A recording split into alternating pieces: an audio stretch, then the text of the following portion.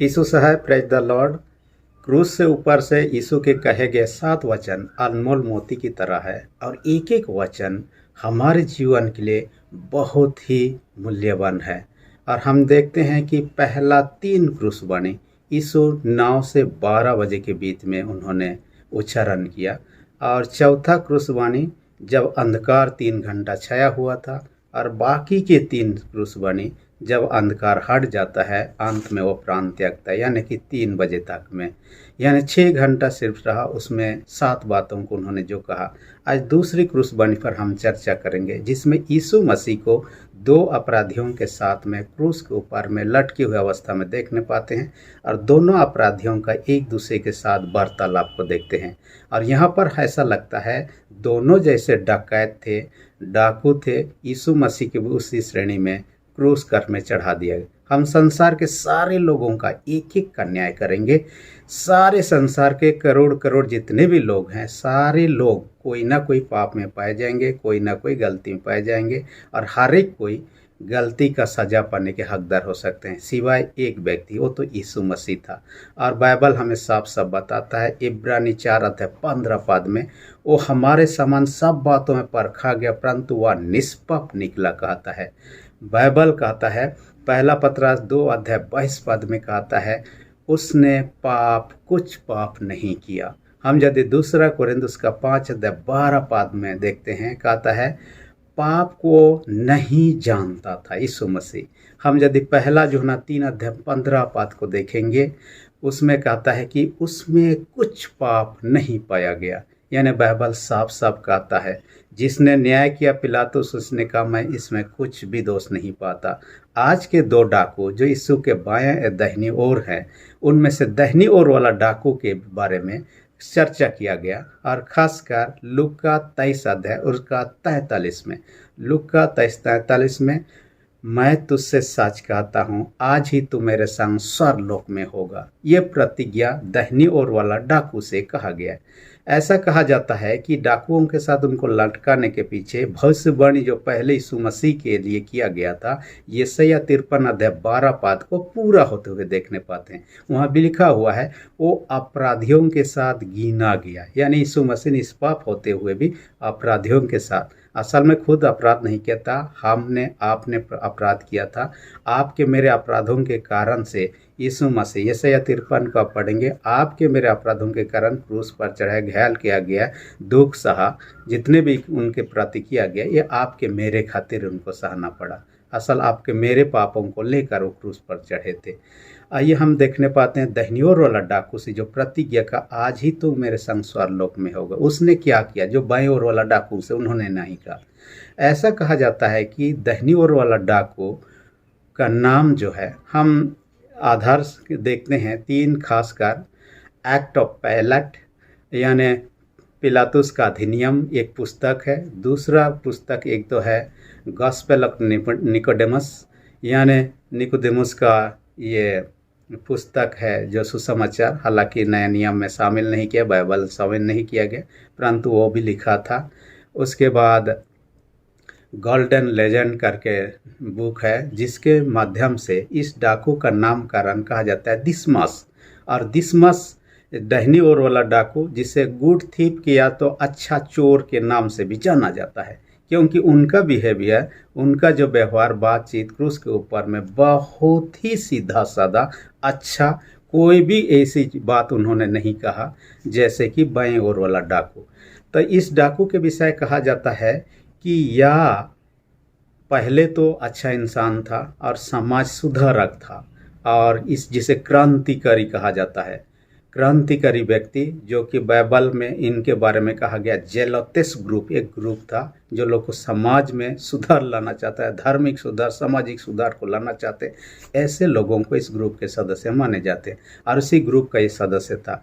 परंतु कब ये व्यक्ति लालच में पड़ गया और डाकू बन गया, इसका वर्णन हमें नहीं पता। परंतु कोई भी कारण हो, लालच के कारण हो या गलत संगति, जो बाईं ओर वाला डाकू जैसे व्यक्तियों का संगति के कारण से जो भी हो, परंतु वह डकैत बन गया। और इनका डकैत करने का जगह था मिस्र जाने वाले रास्ते पर, जो मरुभूमि था, डेजर्ट था, जहाँ पर बालू ही बालू, दूर दूर तक इंसान नहीं, घर नहीं, ऐसे जगह पर ये लोग लोगों को लूटा करते थे। और हम आदिकाल से हम देखने पाते हैं ये लुटेरा लोगों का बोलबाला समुद्र पर भी था, जंगलों पर भी था, मरुभूमि पर भी था। तो इनका भी इसी प्रकार का हम देखने पाते हैं। जब यूसुफ और मरियम ये रेगिस्तान में ऐसा ही लूट मार करने वाले ग्रुप में ये शामिल हो चुका था। यूसुफ मरियम जैसे ही हेरोद राजा से मारना चाह रहा था, और वो क्या किया, अपना परिवार के साथ यीशु बालक को लेकर मिस्र को जब जा रहे थे, इसी रेगिस्तान होकर उनको जाना पड़ा। और ये डाकुओं का ग्रुप जिसमें दिसमस भी था, इन्होंने इस परिवार पर आक्रमण किया। और उन्होंने जब पोटली देखा जिसमें यीशु को लपेट के ले जाया जा, उनको लगा कि यह खजाना है। और इस डाकू दिसमस ने जब खोलकर यीशु का चेहरा को देखा, अजीब सा चमक उन्हें आया, उनका मन में परिवर्तन आ गया। उन्होंने अपने साथियों को कहा, इनको कुछ मत कीजिए, यह बालक अद्भुत है, उनको जाने दीजिए। उनका प्राण को बख्श दिया, उनका लूटने से उनको बचा लिया। और उन्होंने दुआ किया होगा, हो सकता है कभी मौका है तो आपका जान बख्श रहा हूँ प्रभु, मेरे जान को भी बख्श कीजिए। जो भी हो, परंतु ये तो अनुमान की बात है। परंतु एक बात को हम देखने पाते, यीशु में से क्या उन्होंने देखा, जो भी देखा, जिनके कारण से मन परिवर्तन हुआ, उन पर हमला नहीं किया। इस प्रकार की घटना जो बचपन में यीशु के जीवन से जुड़ा हुआ है, हम इस्लाम के धर्म ग्रंथ कुरान में भी पाते हैं। और आप ये जानकर हैरान होंगे, कुरान में यीशु के बारे में कई बार चर्चा मिलता है, एक दो बार नहीं, उसका नाम लगभग 25 बार तक तो आता है। और कहा जाता है मोहम्मद जिसके लिए जिन्होंने ये कुरान को लिखने वाला है, उनका नाम सिर्फ 4 बार आता है, जबकि यीशु का नाम 25 बार। साथ ही मरियम का भी वहाँ चर्चा है, किसी महिलाओं पर चर्चा नहीं हुआ है कुरान में।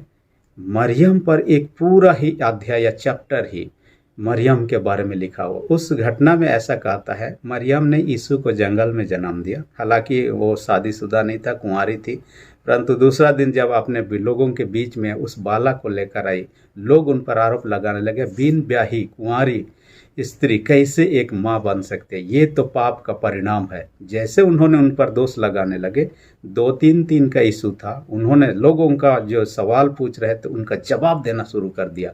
और उनके जवाब से लोग इतना हका बका हो गए कि उन्होंने सवाल पूछना भी भूल गए, और वे लोग और आगे कुछ नहीं कहे। जो भी हो, यीशु के बारे में कई चर्चा हम वहाँ देखने पाते हैं। परंतु ये व्यक्ति को हम देखने पाते हैं, अच्छा इंसान था, परंतु किसी कारणवश, लालच के कारणवश, जो भी हो, पाप में गिर चुका था, डाकू बन चुका था। आपको मुझे भी सावधान रहना चाहिए। 1 कुरिन्थियों 10:12 में कहता है, हमें सच्चे सावधान रहना चाहिए, कहीं हम भी पाप में ना गिर जाएं। इसलिए मैं कभी एक घटना के बारे में कई बार चर्चा किया है, यीशु के मरने के बाद में। और चेले लोग जब दिन बीतते गया, ये लोग भी मरने लगे, तब एक व्यक्ति ने सोचा क्यों ना मैं उनका चित्र बना के रखूं। उस समय तो कैमरा नहीं था जो फोटो खींच के रखे और बाद में लोगों को बताए यीशु चेले इनके इस प्रकार का थे। इसलिए उन्होंने यीशु का चित्र बनाना शुरू किया। यीशु का चित्र बनाने से पहले उन्होंने क्या किया, यीशु जैसे दिखने वाला एक व्यक्ति को देखा और उसको देख देख कर बनाया। बनाने के बाद उन्होंने सोचा क्यों ना मैं बाकी चेलों का भी चित्र बनाऊं, एक एक चेलों का। इस घटना के बारे में आप पुस्तक में पाएंगे, पुस्तक से पढ़ा हुआ बात है।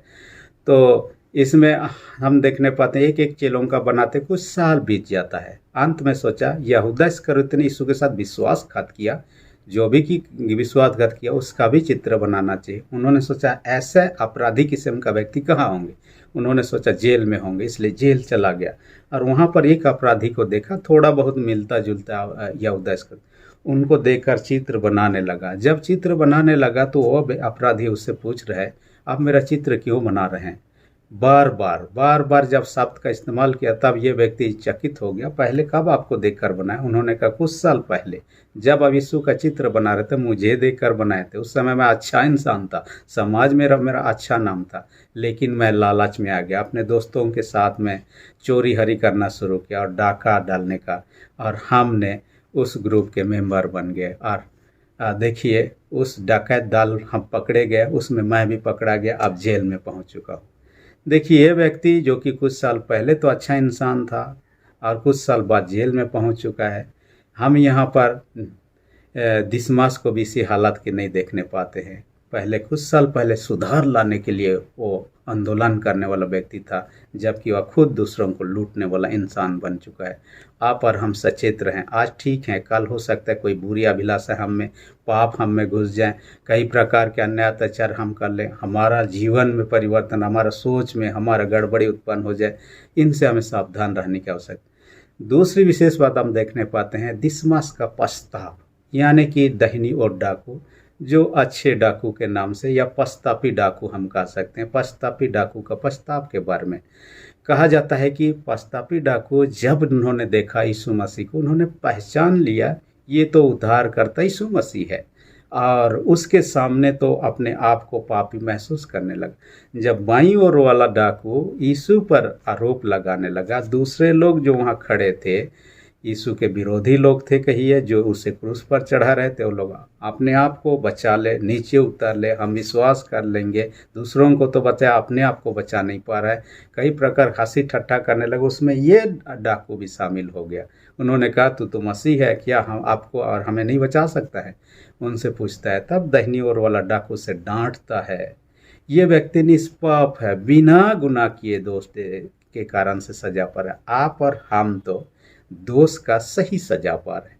यहाँ पर हम देखने पाते हैं ये व्यक्ति, इन्होंने कहा, उनको डांटते हुए दो बात विशेष पर कहता है। एक कहता है क्या तू परमेश्वर से नहीं डरता, यानी यीशु मसीह को परमेश्वर संबोधन कर रहा है, यानी परमेश्वर मान चुका है। जबकि बाईं ओर वाला डाकू सवाल है या संदेह है, उससे कहता है तो हमें बचा लीजिए, इस प्रकार का। परंतु दाहिनी ओर वाला डाकू पूरा श्योर कहता है क्या तू परमेश्वर से नहीं डालता। दूसरा बात क्या कहता है, वो रिक्वेस्ट करता है, प्रेयर करता है, अनुरोध करता है, हे प्रभु जब तू अपने राज में आए तो मेरी सुधि लेना। यानी यीशु मसीह का राज भी है, उनको पता है, क्योंकि वो राजा है, और राज है, राजा है, तो उसके राज में मुझे सुधि लीजिए, वैसा कहता है। उनको पता चल गया, यानी यीशु को न केवल परमेश्वर के रूप में, राजा के रूप में यहाँ पर संबोधन है। तीसरी बात उन्होंने कहा हम तो न्याय अनुसार दंड पा रहे हैं, सही उचित दंड पा रहे हैं। ये अपने गलतियों का पछतावा करता है। देखिए, हर एक इंसान संसार के हम पाप में घिरे हुए हैं। हम इन दो डाकुओं से अलग नहीं है, जो भी कि उस प्रकार का गलती हम नहीं कर रहे हैं, लेकिन कुछ ना कुछ तो दूसरे प्रकार का पाप तो कर रहे हैं, जाने अनजाने में कर रहे हैं। लेकिन पाप तो पाप है, एक करे या हजार करे, बड़ा करे या छोटा करे, पाप तो पाप ही होता है। इसलिए पाप के लिए इन्होंने जैसे पछताव किया, आपको मुझे भी पछताव की आवश्यकता है। इन्होंने क्या किया, दया की याचना की, हे प्रभु जब तो अपने राज में आए मेरी सुधि लेना। आज भी कोई अपराधी होता है, वो बचने के लिए क्या करता है, न्यायालय का आश्रय लेता है, और न्यायालय में एक न्यायालय उसको सजा दे देता है, ऊपरी अदालत में जाता है। उस अदालत में हाई कोर्ट तक भी नहीं संभव हुआ, सुप्रीम कोर्ट जाता है। सुप्रीम कोर्ट में भी उसको सजा की घोषणा बरकरार रखा गया। तब अंत में क्या करता है, दया की याचना करता है, मर्सी पिटीशन, किसके सामने, प्रेसिडेंट के सामने।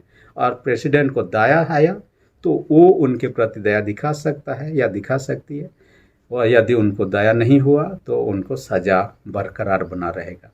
ऐसे ही आखिरी स्टेज में प्रेसिडेंट रहता है, और दया दिखाए ना दिखाए उनके ऊपर में डिपेंड। यहाँ भी ये व्यक्ति को मरने पर है, उससे पहले आखिरी चरण में यीशु के प्रति दया की याचना करता है, मर्सी पिटीशन। और यीशु के सामने जो उन्होंने प्रार्थना रखा, निवेदन रखा, तुरंत ग्रहण हो गया। जब कोई प्रार्थना हम करते हैं ना, 3 उत्तर में से मिलता है। पहला हाँ, यस, तुरंत ही उसका प्रत्युत्तर मिल भी जाता है। कई बार प्रत्युत्तर नहीं मिलता है, नो में हो जाता है। ऐसे चीज़ों को मांगते हैं जो हमें ईश्वर देना नहीं चाहता है, या देने के द्वारा हमारा फायदा के बजाय ज़्यादा नुकसान होगा, हमारे लिए लाभ नहीं है, तो कई बार हम पाते भी नहीं। तीसरी बात है वेट करने, अपेक्षा करने, इंतजार करने का आता है। तुरंत नहीं देता है, समय की पूर्णता में देता है।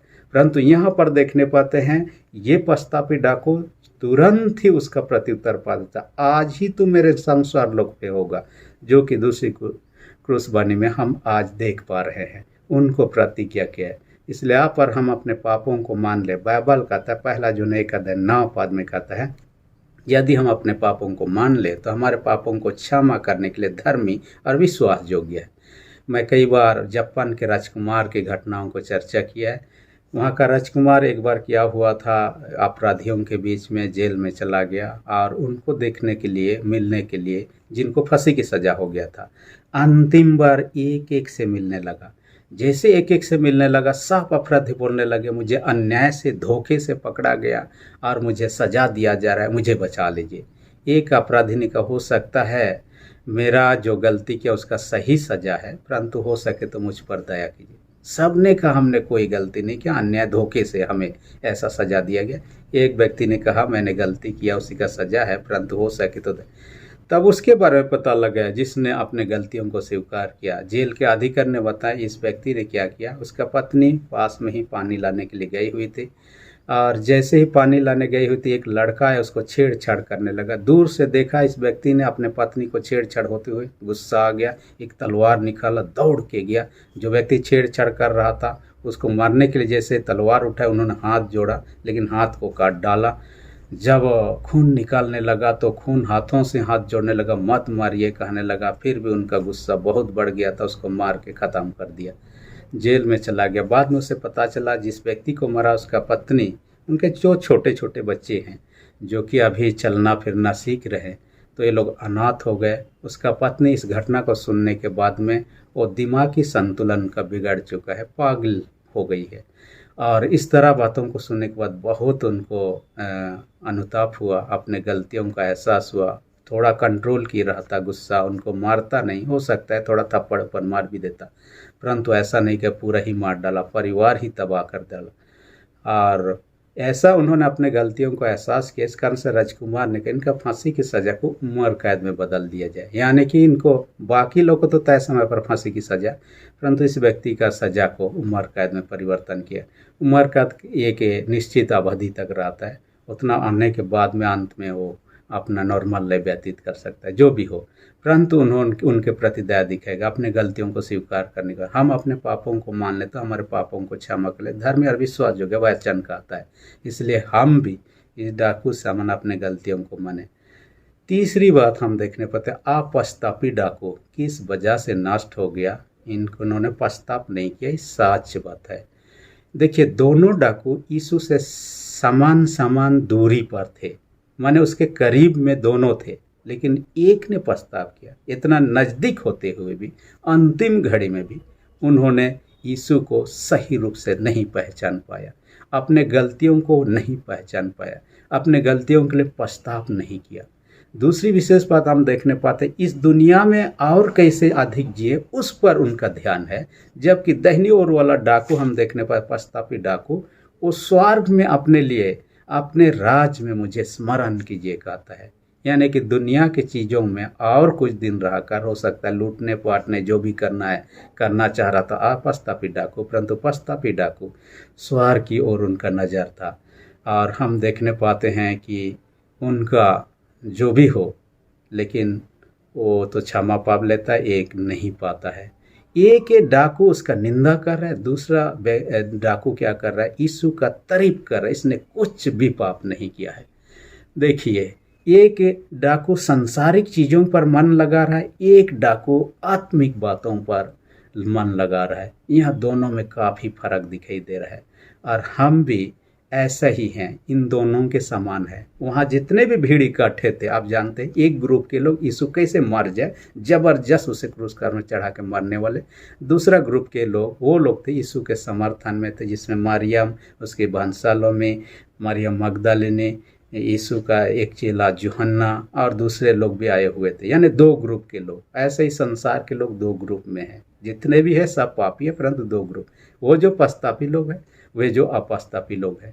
आप कौन सा ग्रुप में रहना चाहते हैं? अपश्चातापी लोग विनाश को प्राप्त करेंगे, पश्चातापी लोग तो वे लोग जीवन को प्राप्त करेंगे।